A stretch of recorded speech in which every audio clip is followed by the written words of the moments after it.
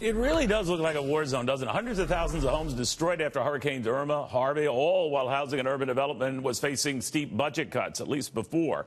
HUD Secretary Ben Carson on that and more from an interview just a short while ago. Secretary, Dr. Carson, very good to have you. Thank you for coming. A pleasure. You know, we've been dealing with these back-to-back storms and the cost involved, and I was thinking of the role that, housing and urban development plays, and knowing early on in the year you were looking at a potential budget cut. Is that off the table now, given what's been going on down there? Well, I think there is a general consensus across our government that our people are hurting, particularly in Texas and in Florida, as well as in the Virgin Islands and Puerto Rico. And this is probably not the time for us to count the pennies, although we have to be efficient and fiscally responsible. So we will do what is necessary, obviously, to get our people back into good shape. You know, Secretary, I'm wondering how you police the monies that are needed. I mean, obviously, the first wave of money for largely, I think, Harvey victims, some Irma victims, even though it came before the storm hit, a little bit more than $15 billion was a sort of a down payment on other monies that could be needed, cumulatively in excess of $250 billion, we're told. I don't know how much of that would be coming from your department, but it comes at a time when they're fighting back and forth about money in Washington, where to get it, period. Is it your thinking that no matter what it costs, just give Florida, give Texas, by extension Louisiana, whatever they need to deal with this? I would say we're going to be obviously very diligent in examining exactly what is needed. And we will provide what is needed, not necessarily what is wanted. There's a difference.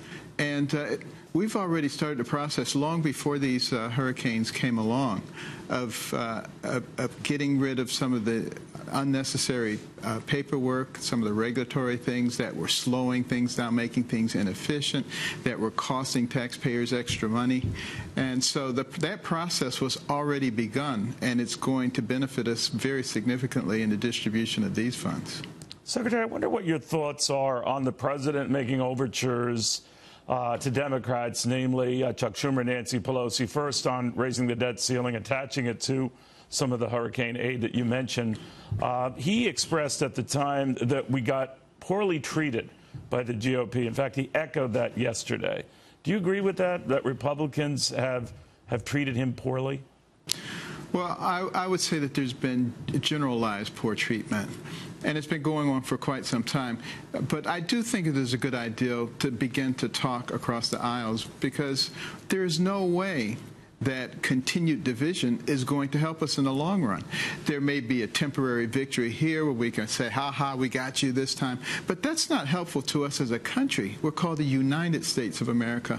And even though we may differ on some points, on the vast majority of principles and values, we're pretty much in the same boat. And we really need to start having much more open discussions about what we're trying to achieve, as opposed to what is the ideology of this side or that side. But are you worried about, what I think Steve Bannon had told 60 Minutes of a potential civil war erupting within the Republican Party? I only say that, sir, when the reaction that the president's overtures to Democrats on things like DACA and on aid and the debt ceiling. You got Steve King furious. You got Mo Brooks of Alabama saying, I'm frustrated with all of Washington, and I make no exception, referring to the president. Then Breitbart himself or the news service itself going so far as to say this is an amnesty deal, that the president is letting down his base. What do you say to that? I would say people have to get over their own feelings. That's the reason that we're having trouble getting things done, because people say, well, I don't like it. Well, it doesn't fit with me. It's not you. It's the constituency that you represent. We need to get back to understanding what a representative is. What is a senator? What is a congressman?